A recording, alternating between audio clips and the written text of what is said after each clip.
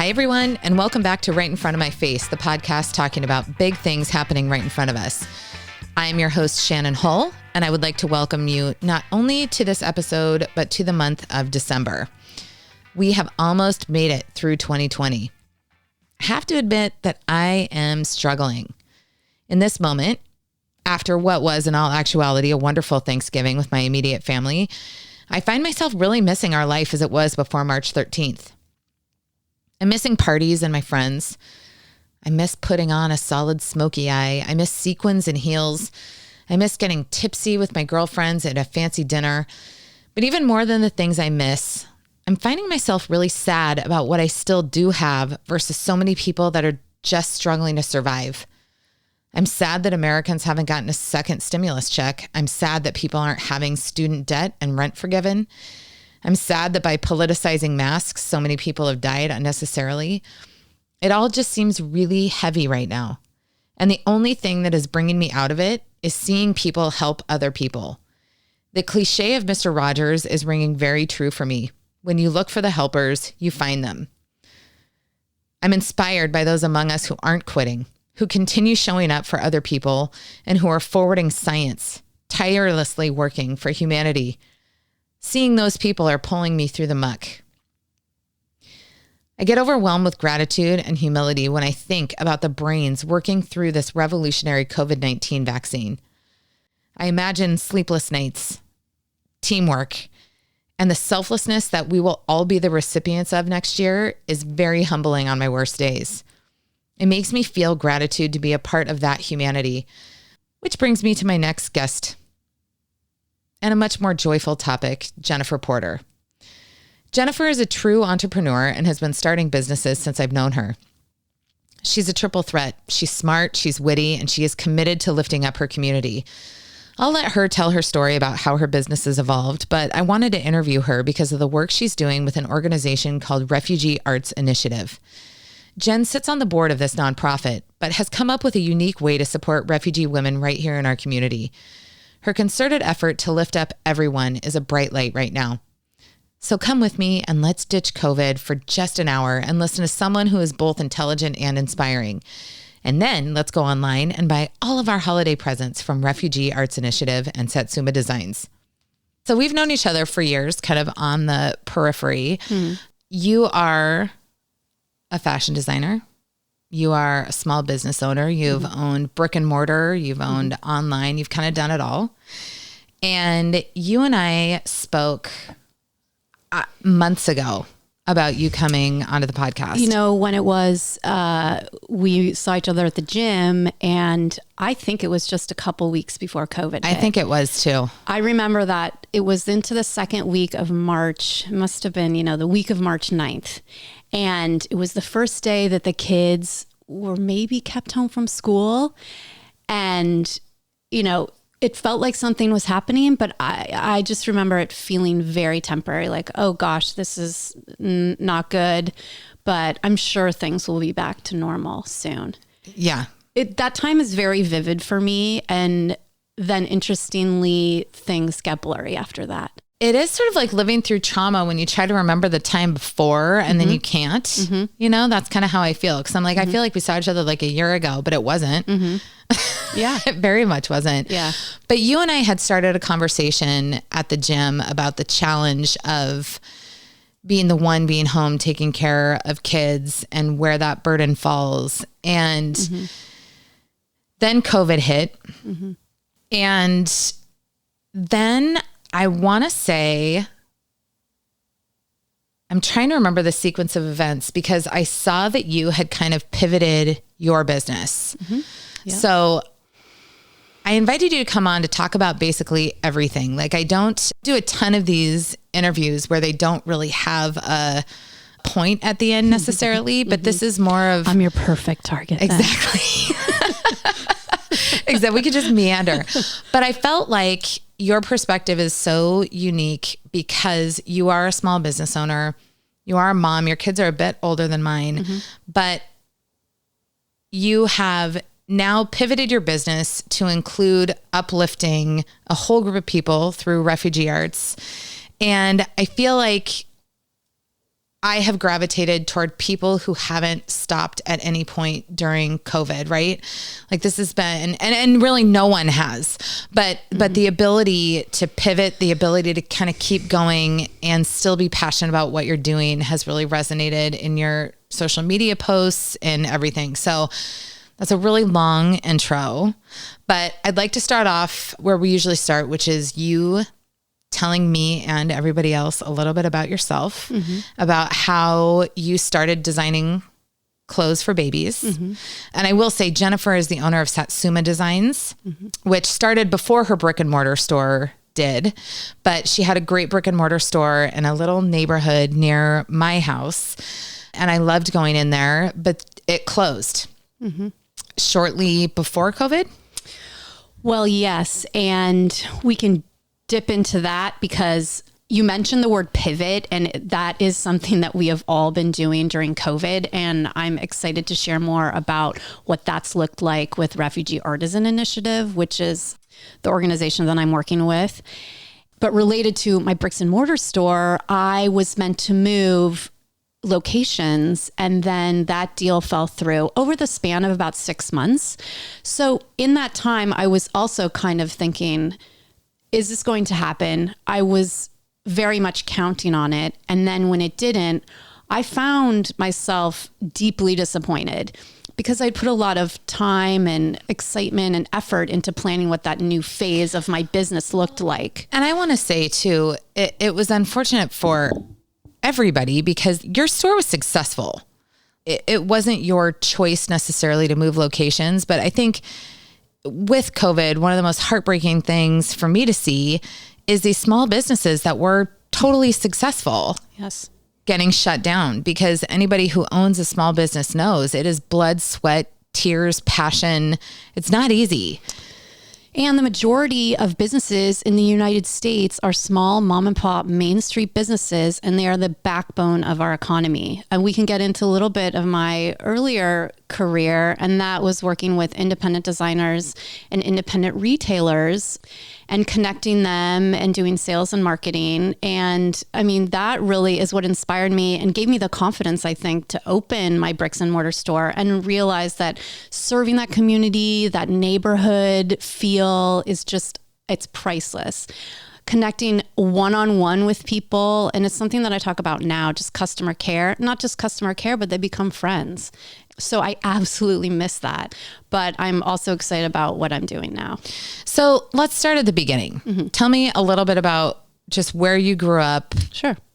Where you went to school, kind of what informs Jennifer Porter. Well, I grew up in the Northwest here in the Seattle area, and I went to Santa Clara. Yeah, you did. Yeah, you did. We're both Broncos, I should note, Shannon and I.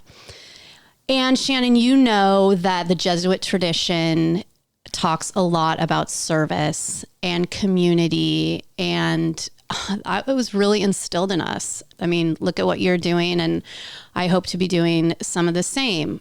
Would you be speaking to Age Quod Agis, which is the motto of my high school, do well whatever you do? Jennifer Porter, yes, is that what you'd be referring to? And thank you for that Latin. You're welcome. Wow, I remember that's it. amazing. That is wonderful. Let's just say it's deeply instilled. Well, yeah. And I mean, that is such a gift.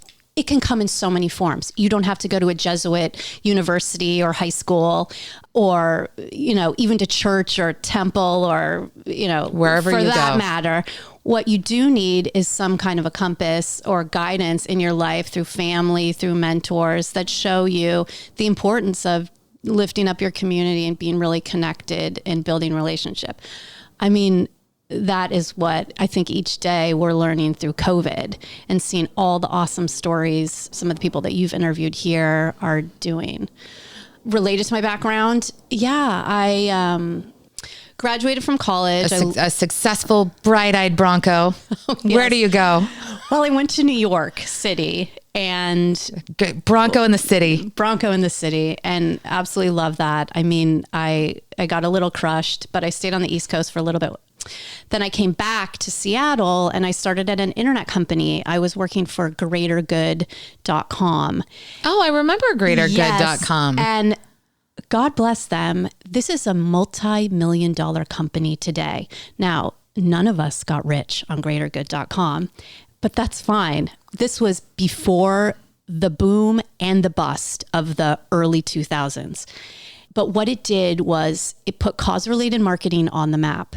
And it was fascinating. And the team that we worked with were just wonderful people, like-minded, hardworking, young. It was so fun. And then now I guess I'd be considered one of the old ones, after all these years.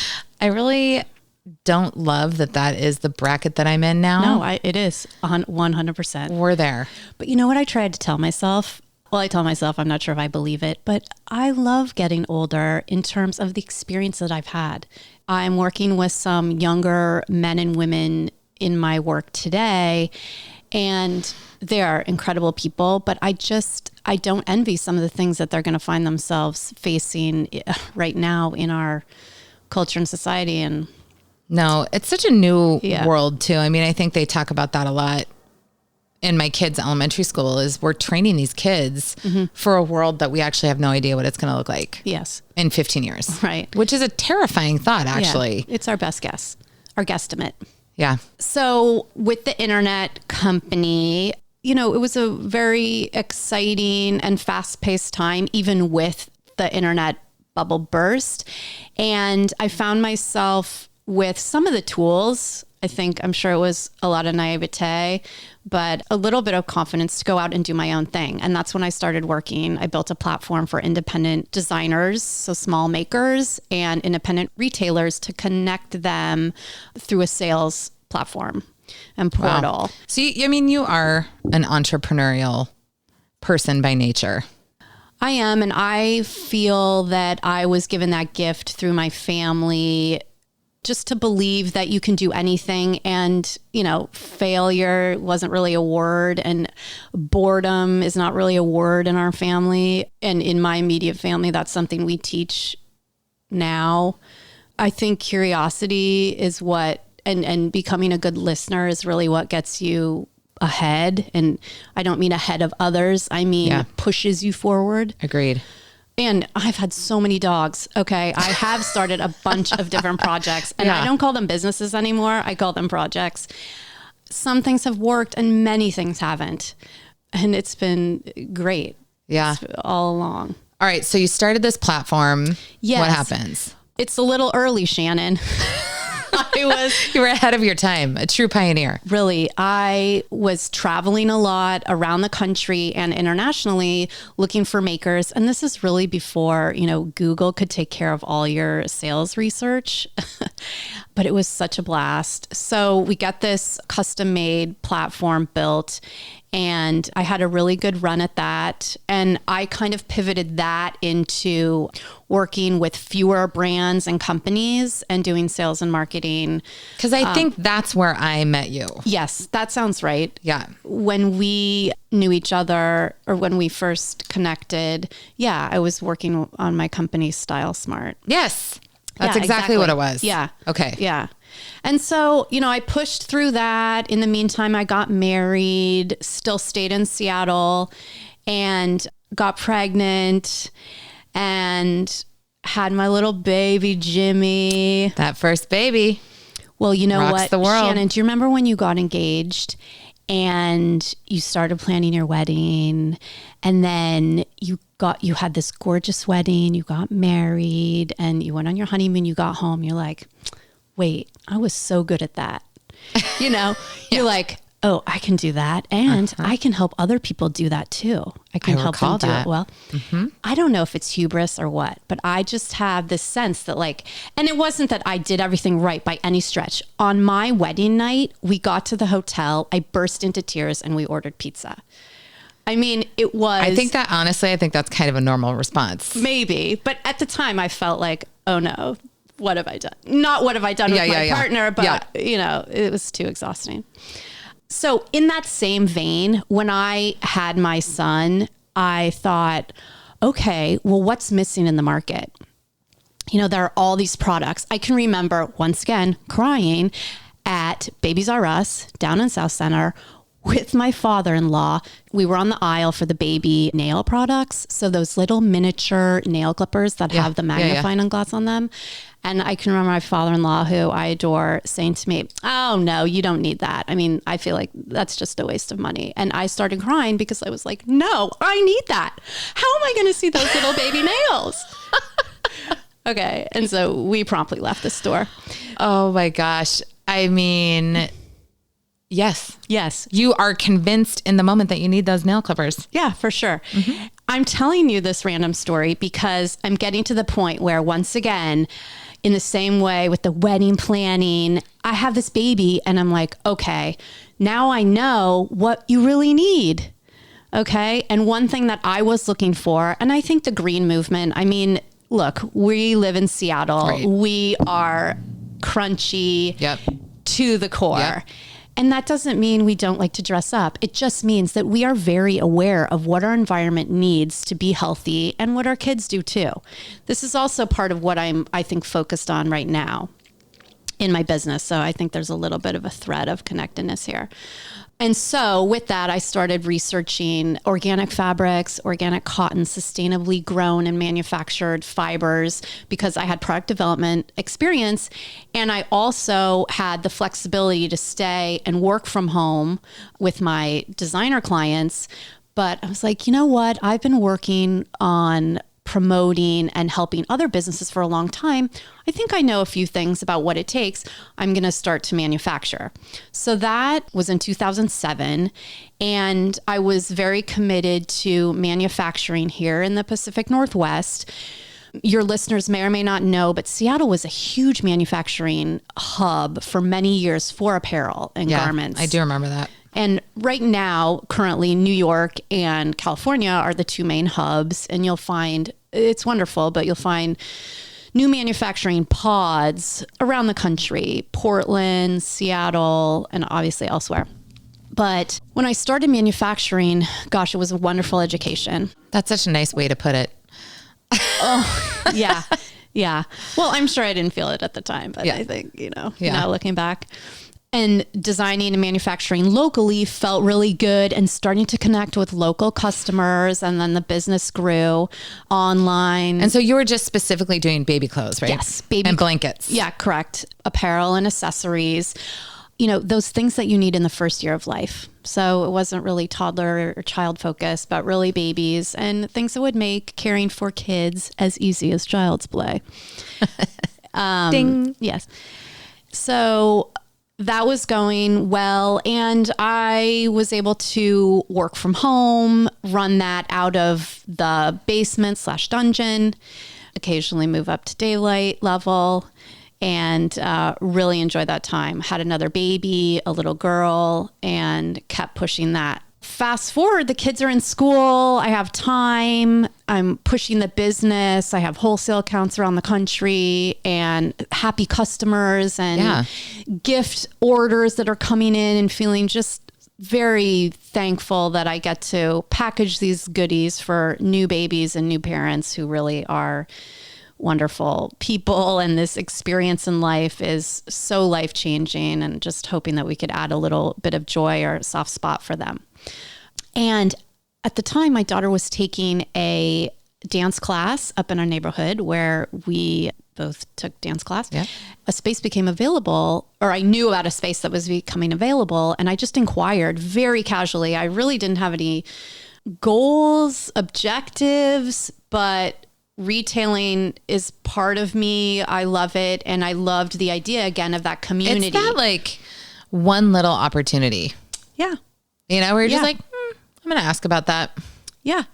Yeah. There were no expectations. And I think sometimes when you don't have any expectations and there's that flow, you just see where it goes. Yep.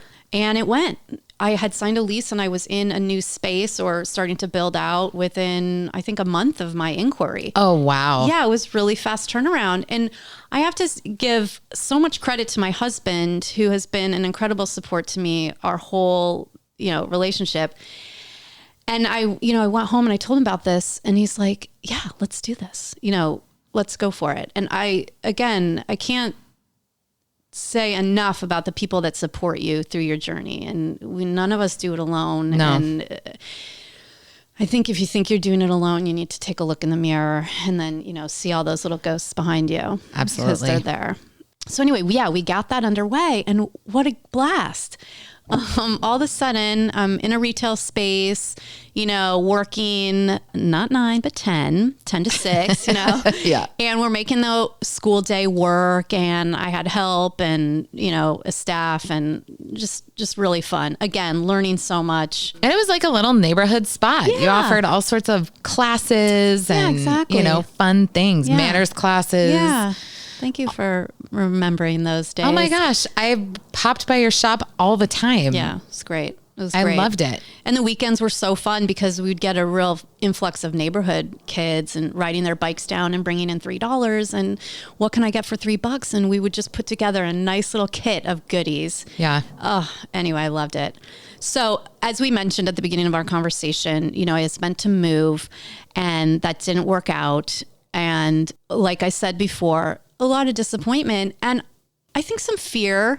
What's next? It seemed like the path was very sure until it wasn't. That was in the fall. I think it was, late summer. And at the same time, again, kind of back to our, service orientation that we've grown up with, I was getting more intensely involved with an organization called Refugee Artisan Initiative. It's a nonprofit here in Seattle that was started in 2017 by a good friend of mine, Ming Tung Edelman. She's a clinical pharmacist by training, and she herself is an immigrant from Taiwan. And I think to know Ming is to feel her magic immediately. And she started this organization with some recent refugees, training them to make jewelry. And she brought a group of women together, taught them how to do some handcrafting. These are women who had already had kind of a culture of handcrafting. So This was something that felt very comfortable to them. Meeting Ming and the early members of the organization was, just something that all clicked into place. And how did you meet her? Ming? Yeah. Yeah, she's been a neighbor and friend for over 10 years. And she's the friend that you call when you have some harebrained idea that you want to get a little feedback on, but really you just want to do. And she's like, yeah, let's do it. That's awesome. She's wonderful. So she started Refugee Artisan Initiative with just a handful of women making this jewelry. And this thing has just grown. And the women who were originally involved are no longer involved because you kind of graduate through the program or stay. Okay. And what we're finding now, let's go back to that word pivot, is when COVID hit, we were probably working with, 6 artisans making home goods, tea towels, napkins, a nice line of soft spa items, back warmers and eye masks and things like that, more gift focused products. And when COVID hit, Ming, with her experience in healthcare, she immediately saw this need for PPE, personal protective equipment, and masks.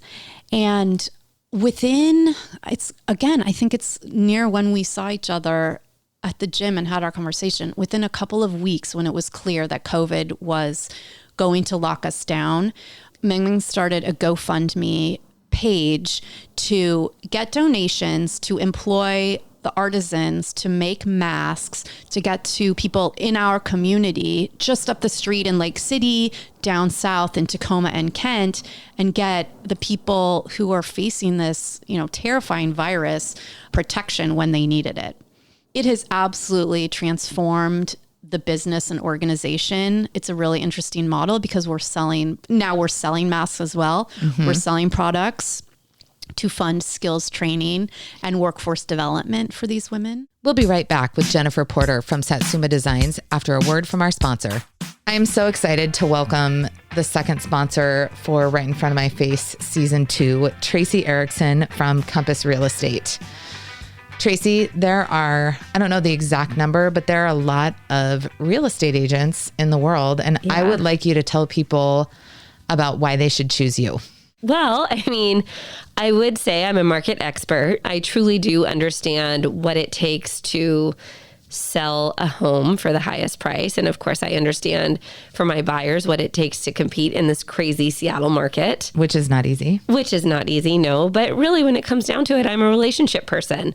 I've worked really hard to build relationships with different agents and other realtors in the Seattle area. And I feel like that goes a really long way when one of my clients is making an offer on, another agent's listing, or they're making an offer on one of my clients' listings. I make it a priority to play nice in the sandbox, and that goes a long way. I can relate because my priority in the interviews that I find and the stories that I'm helping tell, I tend to listen more than I talk. Yeah. How does that fit in with your philosophy as an agent? Well, I mean, I just think that's a life lesson, but I'm still learning. Oh gosh. Well, I mean, I treat all of my clients like they're friends or family. This just isn't a transaction to me. This is a relationship. And when the transaction ends, our relationship doesn't. For most people, this is the biggest transaction of their life, and they're going to experience every range of emotion, from excited to stressed to happy to sad. And I am there with them every step of the way. Tracy, I appreciate your philosophy and your outlook and your authenticity. And thank you very much for your support of Right in Front of My Face. Yeah. Tell people where they can find you. Well, my phone number is 206-251-6351. You can also jump onto the Compass website, compass.com, and type my name in, Tracy Erickson, and find me there. Or you can follow me on Instagram at Tracy Erickson Homes. And I would highly recommend that area because her stories are wonderful. Thank you.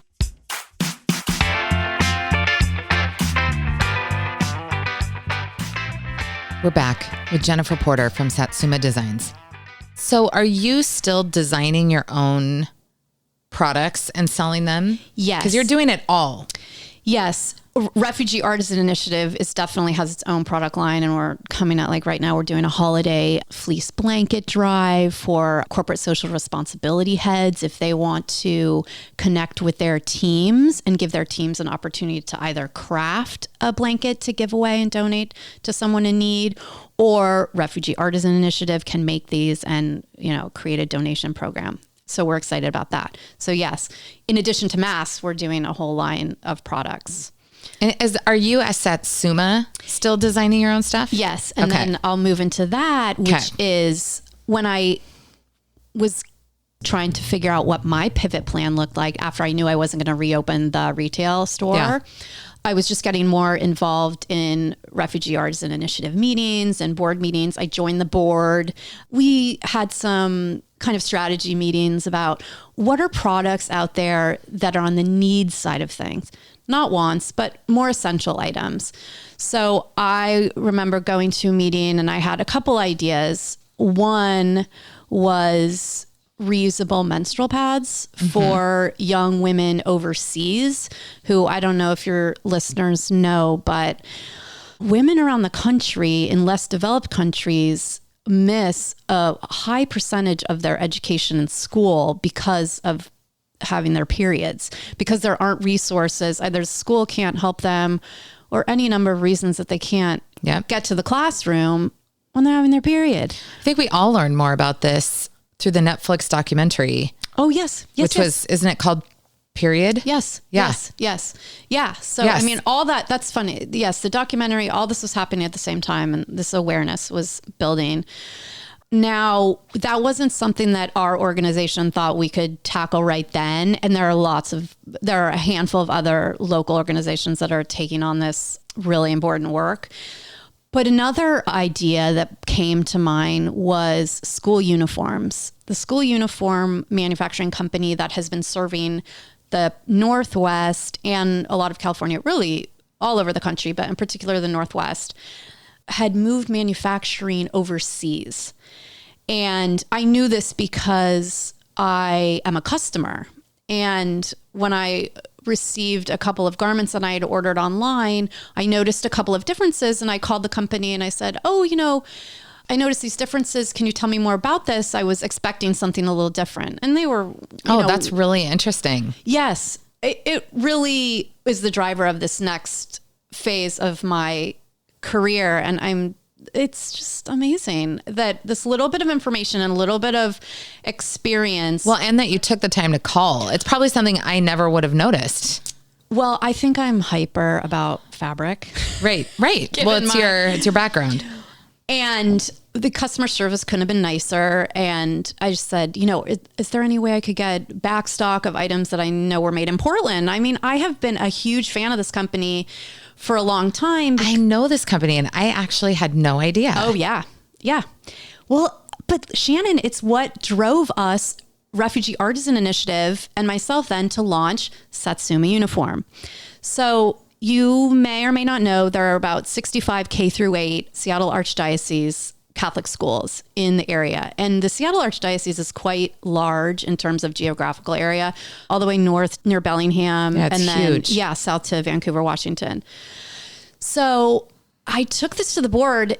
I thought, guys, this is a really great opportunity. I mean, this is an essential item because a lot of schools, and it's not just Catholic schools, as we well know, it's charter schools, even some public schools, independent schools all across the country, and other schools that are looking at ways to be inclusive. And I'm not talking about, spending big bucks on uniforms, but I'm talking about a culture of equity and leveling the playing field for many.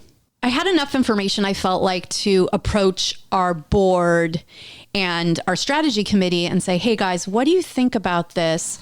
This is a product that I know there is demand for and there will continue to be demand for. Yes. Now, granted, during the days of COVID and back to school, it's looked very different. However, there will be an end to COVID and back to school God in willing. earnest. Yes. God willing. So it's all funny the way this works out, right? It also is giving us a long runway to get the kinks out, get our customers lined up. It's just, everything happens at the right time. I mean, the products are beautiful. Thank you. When my daughter needs more, we will be ordering from Satsuma Uniform. Yeah. I guess I want to hear about why include them in your own business plan rather than have them start their own business. Tell me about that. Yes, it's a great question. And this is really an important question, I think, for any organization. We're going through as a board, I'm serving as the board chair right now, and we're going through a strategic planning process that has been invaluable. It's so fun. And I think for any organization, you just have to come back to mission. I think you have to really determine what you're about and be laser focused on that. Now, when I was pitching my reusable menstrual pad idea and my uniform idea, everybody was very, as you can imagine, lovely about saying, great job. That's an awesome idea. Such a great idea. Right. But I don't think that there were necessarily the resources to take this project and kind of launch it into a full-scale business. For sure. And I had some of the resources ready to go because keep in mind, I had a little bit of momentum from the retail side of things. I had an established customer base amongst families with young children, some of whom are in schools who require uniforms. And so I thought to myself, well, really, it was a challenge in a meeting. Somebody said to me a little bit off the cuff, well, why don't you go start it? And so I went home after that meeting and I talked to my husband and my kids. We're all kind of big decision makers about things that impact all of us. And I said, you guys, what do you think? And the concept there is start Satsuma Uniform, but contract with Refugee Artisan Initiative to do skills training, workforce development, and teach these women how to sew garments. There is a large demand for small batch manufacturing in this area, in Seattle, in our extended region. So it just makes good financial sense.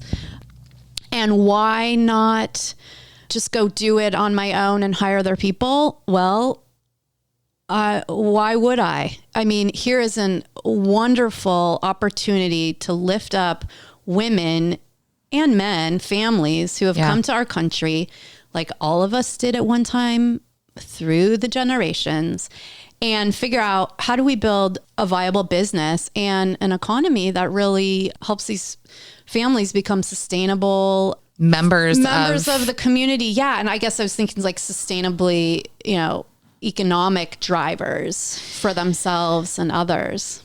We'll be right back with Jennifer Porter from Satsuma Designs after a word from our sponsor. I am sitting here with John Gruss from Element Mortgage. Talk to me about mortgages. Yes, crazy. It is an absolutely crazy market out there. If you've been paying attention to anything in the news, you've heard that interest rates are at historically low levels. That is true. Fannie Mae, Freddie Mac, the two major government entities, have reported that the interest rates currently are at the lowest level they have ever seen. So it's definitely an exciting time in the industry right now for us. So I've owned a house for 16 years and I still don't fully understand the mortgage business. Not something you do every day. That's okay. It's not. So tell me a little bit about where you're licensed to do business and who can get in touch with you. Absolutely. We're actually licensed in 48 states through our parent company, which is American Pacific Mortgage. Our brand, Element Mortgage, we have 4 locations based in Washington, California, Colorado, and Hawaii. So in terms of working directly with us, that's our footprint. But if you're in any of the other 48 states, we have the ability to assist. So the line that always gets me is whatever you've got, we've got you. Tell me a little bit about the philosophy behind Element Mortgage. Really, it's about focusing on the consumer and their needs and providing options. You hear about refinancing right now. Well, what does that mean? Should I refinance? I'm already maybe a few years into my loan. Does it make sense? With where interest rates are today, it absolutely is worth it to explore your options. And that's what we provide. We provide an expert element. That's part of our business. We're local, so we know what's going on in the local market area. And again, as you mentioned, the human element. It's a major part of this. Again, you don't buy or refinance a home very often. So it is important to have a team that's behind you that you can trust when going through a major transaction like this. Thank you so much for your support of Right in Front of My Face. My pleasure. And if anybody needs John, his information will be up in the show notes. And how do they get in touch with you, John? Easy. Give me a call, 206-954-4787, or hit our website, elementmortgage.com. John Gruss, NMLS number 1108421. Element Mortgage is a division of American Pacific Mortgage, NMLS number 1850, equal housing opportunity. We're back with Jennifer Porter from Satsuma Designs. It's really interesting talking about this because what you're describing is the building of a sustainable economy with jobs that they could be shipped overseas, but it's going to take commitment from all of us to make sure that that doesn't happen.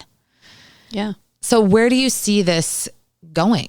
Well, from a really micro standpoint, I see us growing. I see us being able to attract a lot of interest from schools really in our region and then hopefully across the country for this kind of model.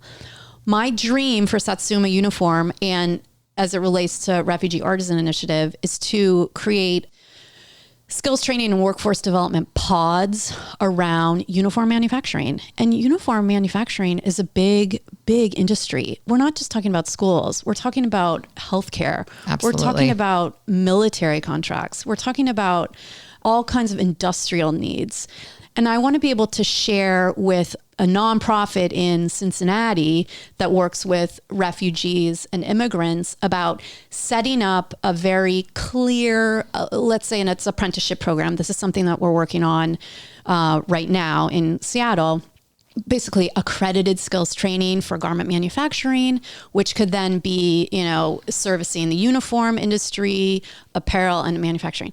I mean, that is the long-term goal. But the idea is, how do you sustain it? You make it easy for communities.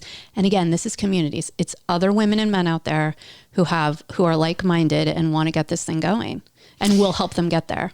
It's really interesting when you think about uplifting, women and men, obviously, but in this particular industry, I'm guessing it is female dominated. Yes, correct. How is it for you? So I talk a ton about privilege, right? Like somebody called me this kind of flower that I can't remember. They're like, oh, you're this flower that like blooms after 40 years. I'm like, yes, that is like, but like, I'm finally like kind of waking up to all this stuff because I think I've been sheltered, but being now blisteringly aware of my own privilege. How do you kind of separate your own angst and experience as a mom, knowing that you want to support all these people in very different situations than you're in? I mean, if I'm being really honest, you know, I stopped wearing my engagement ring. Yeah. You know, people don't need to see a diamond. You know, this is maybe a weird answer, but I don't wear my diamond. Yeah. That's one way. That's a tangible way that I can kind of step back and say, I want to understand another person's perspective. I want to be sensitive to it. Right. I think an awareness. Yeah. I mean, I think the awareness is the biggest step, but I just think about walking into a room of women who you are respectful of. Yeah. Trying to understand, but come from such a different place is really a hard thing. Yeah. You know, there's something that I've been working on for a lot of years now, and that's just being a listener, listening more than I talk. I mean, I can talk too much, but I think that mentality of being a good listener and being more curious than a know-it-all sets you up. I think it automatically puts you in a place of humility. And I think that's what relationship building is, you know, at its core. I'm not better than anyone, and nobody's better than I am. We all have our gifts to share, and can I help in some ways? Yes. Can they help me? Absolutely. Right. I think just an awareness. And I will say too, Shannon, that the women that we're working with, they're sophisticated. They might not have all the skills ready to go and land a manufacturing job, but they have been around the block. Yeah. They know how to navigate relationships. They know how to get things done. And so there is parity there. They are as sophisticated as I am, you know, in different ways. Yeah. I have been thinking a lot about my study abroad experience in Spain. And I remember so deeply, before I could speak even remotely fluently, being so frustrated because you just can't share yourself when you don't speak the language, but you know you're funny, you know you have all this stuff to offer. Yeah. And it's your personality that you want to share. It's your personality that you want to share. And I feel like the language piece kind of robs the personality piece, which is kind of interesting. So it's like, it's such a major roadblock for a lot of people. But just hearing you say that and going back to like, how does it feel? Talk to me about the emotional load. I mean, this is what you and I have spent a lot of time talking about, is the emotional load of these refugee families, the emotional load of kind of, I mean, I can't completely generalize it, as that's a word, but I think it is more women who are shouldering these burdens of building the economy for their own families, for, you know, having the skills. It's cultural, but it's real in a lot of cases. So talk to me a little bit about that. You bet. I want to give you one quick uplifting story before I dig into that. And that is, one of our artisans is a recent immigrant from Afghanistan, and she hadn't worked outside the home in Afghanistan. And she and her husband have been here for some months. And during our mask making initiative, she was on it. Oh, I should say many of our artisans work from home, so there's a lot of flexibility, which will tie into your question about shouldering that load. So they arrive with a delivery, and we had a paycheck to hand over. They took, as a couple, you know, she took the check, and her husband, with such pride in his eyes and voice and face, said, "We're going to go open a bank account for her."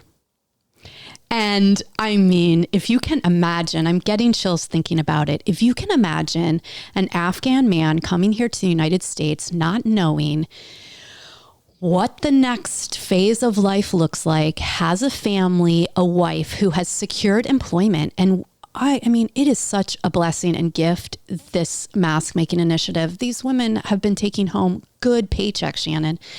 And he made the distinction about opening a bank account in his wife's name. That's a big her deal. Money. It just fills me.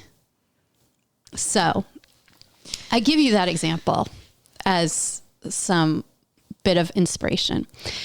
I think too, just like all of us women who have kids or at home and don't have kids, but are at home working and are trying to shoulder the burden of domestic life, childcare, work outside the home, it is very, very significant. I mean, all of the reports that I'm reading and the research that's being done by really interesting organizations, from the UN to Pew Research, you know, the New York Times is reporting about it. And it seems like every media outlet is reporting about this idea that women are being pulled out of the workforce to take care of the family because we lack the social safety net, which other modern countries provide their populations. It's really significant. I don't know how we go about solving it. I know that conversations that you're having with people and shedding light is a way to inspire and lift us up. Well, and I've also, you know, I haven't been pulled out of the workforce necessarily, but my daughter is supposed to be in kindergarten this year. My son is in third grade. And, you know, I have the luxury and the privilege of being at home with them and not having to carry the burden of having a job. But there are so many, I mean, of my friends that are now responsible for all the online learning, have a 5-year-old at home, which is, you know, that's not the plan for any of us, I don't think. And it's not necessarily what's best for all of us. No. But seeing so many people under this crushing weight of no childcare, of being scared of having childcare. And it does seem to be an oddly female problem because we do somehow carry the emotional weight of it all. Yeah. And it's fascinating, but I can't imagine being brand new from another country, figuring out how to get a job, having kids in this environment. Just the impossibility of it is shocking. Yeah. It is shocking. And if you layer in language barriers, transportation barriers, it's very difficult. Yeah. And the gap just continues to widen. Yeah. But I want to emphasize organizations like Refugee Artisan Initiative and others, because there are so many. And this is what COVID is showing us too. I think what it does, and frankly, what it's highlighted for me, because I sit in my house that is, you know, a wonderful place to shelter in. Yep. With that guilt of knowing that most of the population does not have adequate space, adequate food. Yeah. I was talking to somebody a couple weeks ago, and his wife was a kindergarten teacher. And I said, how is she feeling? Because she's at a private school in another city, and her kindergarten was back in session. And he kind of thinks for a second, and he goes, fear is not a luxury that you have when you can't pay your paycheck. Yeah. And that has like stuck with me so much because it's so true. I mean, my husband's a healthcare worker. 50% of the population, I think the stat is, can't shelter in place, can't work from home. And so I think it has highlighted during this time actually how much of the population needs each other. Right? Like Refugee Artisan Initiatives need Satsuma Designs. It's a beautifully symbiotic relationship. And I think as I've sat here, the only tools I have right now are, the internet, which even a lot of people don't have basic internet, and these microphones and the ability to, pay somebody to help me get these episodes out there. And so I feel like the benefit of COVID, it's that has driven people to action that would never take action before. Yeah. Right. And gotten our heads in the game. Yeah. A little bit. Yeah. For lack of a non-sports way to put that. Well, to throw a sports analogy at you. There's always room for sports analogies. I think we have to be aware, and what you're doing is great work. And Shannon, you're asking hard questions, and there's emotion and care behind your questions. And none of us can say what the next 6 months look like. We can sure hope, but I think there's got to be a fundamental change in some of our structures. I mean, let's get back to women and work. Yeah.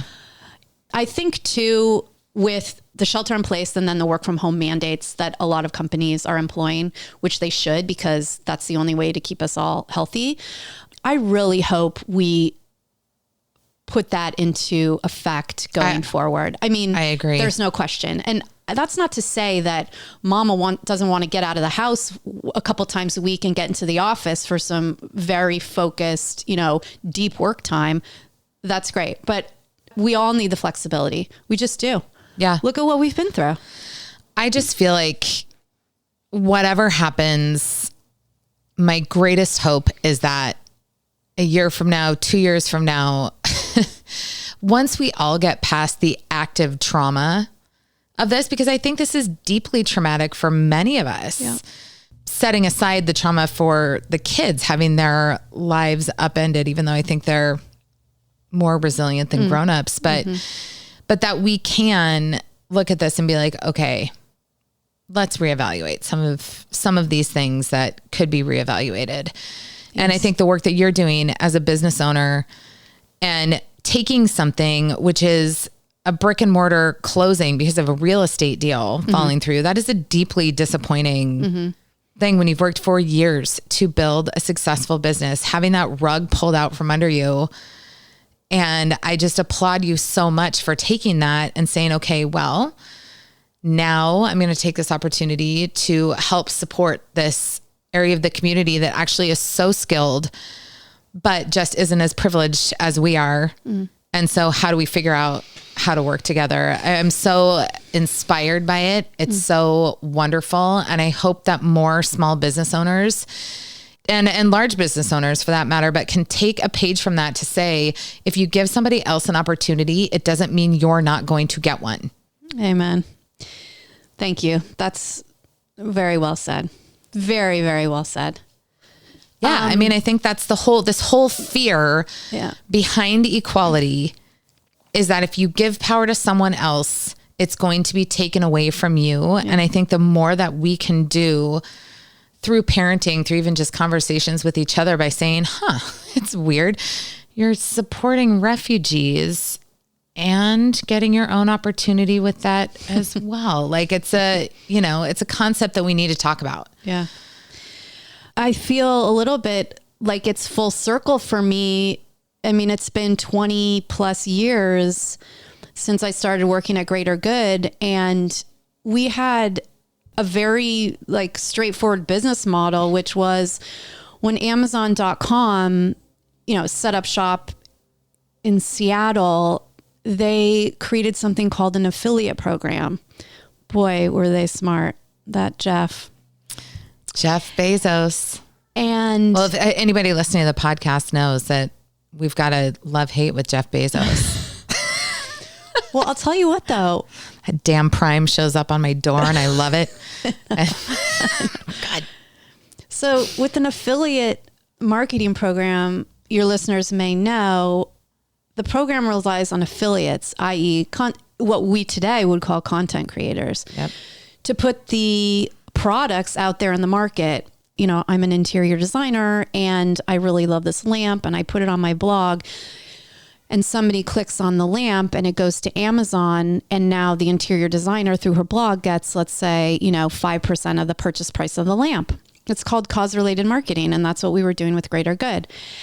And I feel like Satsuma Uniform is doing a similar thing. 100%. Yeah, and I just love it that it's like so well aligned. I look a little less cuckoo in terms of the way my career has gone. No, like maybe You it was do all not look leading to cuckoo. this, but I think it's exciting, and this model of lifting people up while you lift your bottom line is very possible. I worked for a short time in the nonprofit sector, and, you know, we talked a lot about public-private partnerships, and that's basically what this is. Yeah. And, you know, there's every scale of public-private partnership. And I would encourage every single small business here in Seattle and everybody else that's listening to this. Hey, France. Hi, France. I hear you. Thanks for tuning in. To consider a small way, even if it's a baby step, to somehow include, whether it's skills training or direct support to an organization, or even if it's an educational and informational model where you're bringing in folks from organizations that are meaningful in your community and hearing from them. I mean, Shannon, you talked about, you know, privilege and equity, and how do we feel less of that guilt, which is real. This is a way to do it. Just opening the dialogue. I think it's opening the dialogue. And I think, honestly, it's from a more fundamental level of opening up your mind to the concept. Get ready for it. Yeah. That not everybody has to graduate from college to be successful. Oh, girl, preach. I think we need to reframe the way that we are talking about education and skilled labor, because it does not always require a college education. No. And we also need to talk about the way we talk about people in the skilled labor force or apprenticeship programs. And we need Correct. to elevate training programs, community college. It's a major problem in our country. I agree. And I think, so I love the Daily podcast from the New York Times. Yes. And they just did a story about the fight for Pennsylvania. Okay, sure. And why it's so hard for Biden to kind of get a foothold. Tell me more.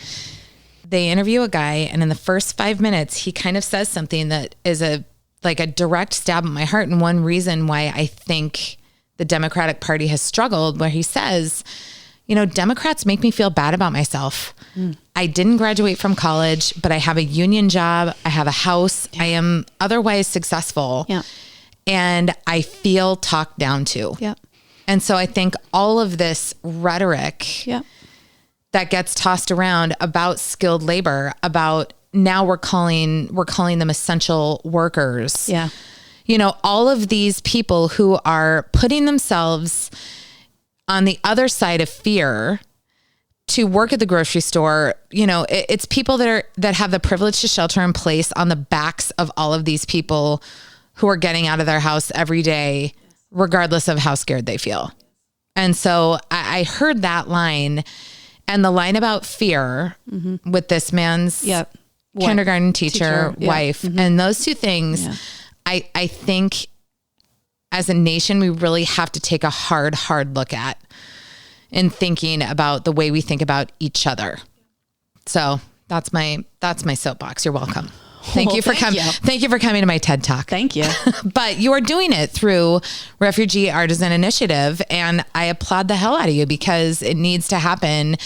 And I think, as you said earlier, you are a bit of a pioneer. And so I think, and I hope, my greatest hope is that Satsuma Designs is on the leading edge of this. And I am so proud to have you on, to say that I know you and to support what you're doing, because it's awesome. And I think more small business leaders need to get creative in the same way that you have, in realizing that by supporting somebody else, everybody wins. Thank you, Shannon. That is very meaningful, especially coming from you, somebody who I know cares deeply about the challenges of others. I see it in your work. I see it in the way you take care of your family and your friends and your community and your school community. You did not see me uplifting my 9-year-old digital learner when it came time to pack up his binder today. Okay. And maybe I was not uplifting. I was not as uplifting as I should have been, probably. Well, maybe he can pack it next time. Mm-hmm. Get your stuff together. Darth Mom comes out. It's bad. No. It's bad. Well, thank you so much for taking the time. I know you're busy. No. And it's really nice to actually see another human face. It's lovely. Thank you, Jennifer, for sharing yourself and for being a living example that success begets success when you give opportunities to all people. Links to Satsuma Designs and Refugee Arts Initiative will be in my show notes. But as you move forward into 2021, if you know anyone or any business that needs uniforms, please consider getting them from Satsuma. I hope everyone stays healthy during December and January. And in the meantime, please remember that even in isolation, we can still connect with people. We can still reach out, ask questions, and dig a little deeper. Believe it or not, big things are still happening right in front of our face. You can find me at infrontofmyface@gmail.com, on Twitter at infrontofmyface, and on Instagram at rightinfrontofmyface. Please reach out. I love comments. If you like this episode, leave a comment anywhere you listen to your podcasts.